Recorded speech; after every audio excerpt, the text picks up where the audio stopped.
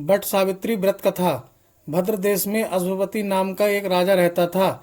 उनकी कोई संतान नहीं थी। संतान पाने के लिए राजा प्रतिदिन मंत्रों के उच्चारण के साथ 1,00,000 आहुतियां देता था। यह सिलसिला 18 वर्षों तक जारी रहा। एक दिन उनके इस यज्ञ और तप से प्रसन्न होकर सावित्री देवी प्रकट हुई और उन्हें संतान के रूप में एक रूपवान, गुणवान और तेजस्वी कन्या होने का वरदान दिया। सावित्री देवी के वरदान से राजा को पुत्री हुई, जिस वजह से उन्होंने अपनी बेटी का नाम भी सावित्री रखा। सावित्री बड़ी ही रूपवान थी। महल के आंगन में खेलते खेलते कब वो बड़ी हो गई, राजा को इसका पता ही नहीं चला। सावित्री की शादी की उम्र होने पर राजा को बहुत चिंता सताने लगी। राजा को अपनी रूपवान कन्या के लिए योग वर नहीं मिल रहा था। इस वजह से उन्होंने अपनी पुत्री से खुद अपने लिए वर तलाशने के लिए कहा।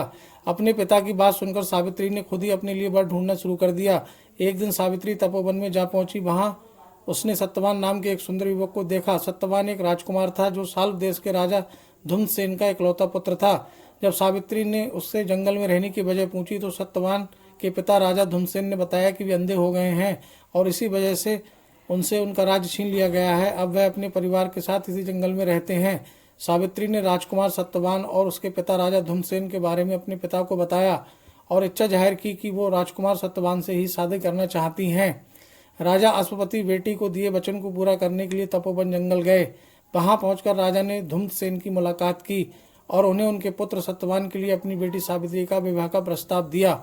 राजा अश्वपति की बात सुनकर राजा धुम्रसेन ने बड़े ही निराश मन से कहा, हे राजन, मुझे आपका प्रस्ताव मंजूर है। मेरा पुत्र सत्यवान गुणवान, धर्मात्मा और बलवान है, लेकिन ऋषि राज नारद ने मुझे बताया है कि अल्प आयु का है, जिसकी अगले वर्ष अमावस के दिन मृत्यु हो जाएगी। इसलिए मैं आपसे और आपकी पुत्री से विनती करता हूँ कि आप किसी और युवक से अपनी पुत्री की शादी करवाएं। राजा धुम्रसेन की ये बात सुनकर राजा अश्वपति और उनकी बेटी सावित्री काफी निराश हुई, लेकिन सावित्री ने कहा कि एक आर्य समाज की स्त्री होने के नाते वो अपने मन में सिर्फ एक ही युवक को पति के रूप में देख सकती हैं। राजकुमार सत्यवान के अलावा अब वो किसी अन्य युवक से विवाह नहीं कर सकती हैं। सावित्री की जिद के सामने राजा अश्वपति और राजा धुम्रसेन को झुकना पड़ा। अगले ही दिन राजकुमारी सावित्री और राजकुमार सत्यवान का विवाह बड़े ही धूमधाम से कर दिया गया। सावित्री रूपवान तो थी ही, लेकिन वह सर्वगुण संपन्न भी थी। ससुराल पहुंचते ही वो तन मन से अपने पति सत्यवान और सास ससुर की सेवा करने लगी। देखते ही देखते 1 वर्ष निकल गया और सत्यवान की मृत्यु का दिन करीब आ गया। जैसे जैसे दिन कट रहे थे, सावित्री का मन उदास रहने लगा। उन्होंने नारद से पूछा कि क्या वो अपने पति की उम्र को बढ़ा नहीं सकती हैं। तो इस पर नारद ने उन्हें अमावस्या के 3 दिन पहले देवी सावित्री का उपवास करने और बट के पेड़ की पूजा करने का निर्देश दिया।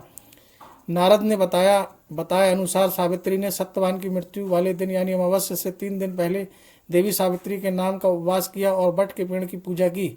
साथ ही अपने पितरों का पूजन भी किया। देखते ही देखते ये 3 दिन भी निकल गए और अमावस्या यानी सत्यवान की मृत्यु का दिन हर रोज की तरह अमावस के दिन भी सत्यवान जंगल में लकड़ी काटने गया और सावित्री भी उसके साथ गई। लकड़ी काटते समय सत्यवान ने सावित्री को बताया कि अचानक उनके सिर में तेज दर्द हो रहा है। सत्यवान की ये बात सुनते ही सावित्री समझ गई ये उसके पति के जीवन के आखिरी पल हैं। वो जमीन पर एक बट के पेड़ के नीचे बैठ गई और सत्यवान का सिर अपने गोद में रखकर सहलाने लगी।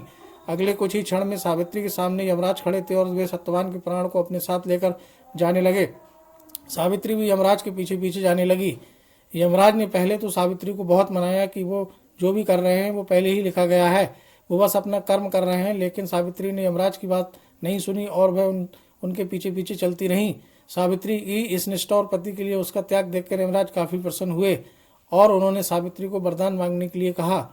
सावित्री ने कहा, मेरे ससुर धुम्रसेन साल्व देश के राजा थे, लेकिन किसी ने उनसे उनका राज्य छीन लिया है। कृपया करके आप उन्हें उनका राज्य वापस मिलने का वरदान दे। यमराज ने सावित्री के इस वरदान को भी पूरा कर दिया और कहा, जाओ अपने ससुर के राज्य में जाओ, अब वे जंगल में नहीं अपने महल में सोते हैं।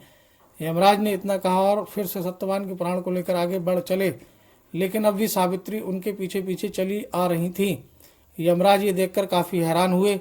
उन्होंने सावित्री से इसकी वजह पूछी तो सावित्री ने बताया कि एक पत्नी का फर्ज है कि वो वहीं रहेगी जहां उसका पति रहेगा। अगर उसे ससुर के महल में उसके पति नहीं होंगे तो उस महल में उसके जाने का कोई अर्थ नहीं है। सावित्री की इस बात सुनकर यमराज काफी प्रसन्न हुए। उन्होंने सावित्री से कहा, हे पुत्री, तुम न सिर्फ रूपवान और गुणवान हो बल्कि एक पतिव्रता भी हो। मैं तुम्हारे इन्हीं गुणों से काफी प्रसन्न हूँ। तुम मुझसे तीसरा वरदान भी मांग सकती हो। यमराज की इस बात को सुनते ही सावित्री ने कहा, हे महाराज यमराज, आप मुझे 100 संतानों की मां बनने का वरदान दें। सावित्री के इस वरदान को सुनते ही यमराज ने कहा, हे पुत्री, अब घर जाओ, मैं तुम्हारे इस तीसरे वरदान को भी पूरा करता हूँ। तुम 100 साहसी और पराक्रमी संतानों को जन्म दोगी। यमराज के इस वरदान को सुनकर सावित्री ने कहा, हे यमराज, मैं एक हिंदू नारी हूँ और आर्य कुल की जन्मी हूँ, इसलिए मेरे जीवन में सिर्फ एक ही पति होंगे और वो सत्यवान हैं। इसलिए आपको अपने वरदान के अनुसार मेरे पति सत्यवान को फिर से जीवित करना होगा। सावित्री की इस बात को सुनकर यमराज और भी ज्यादा प्रभावित हुए और उन्होंने सत्यवान के प्राण को वापस छोड़ने का वरदान दिया और सावित्री से कहा, हे पुत्री, तुम अब वापस उसी बट के पेड़ के नीचे जाओ जहां पर तुम्हारे पति का शरीर पड़ा था।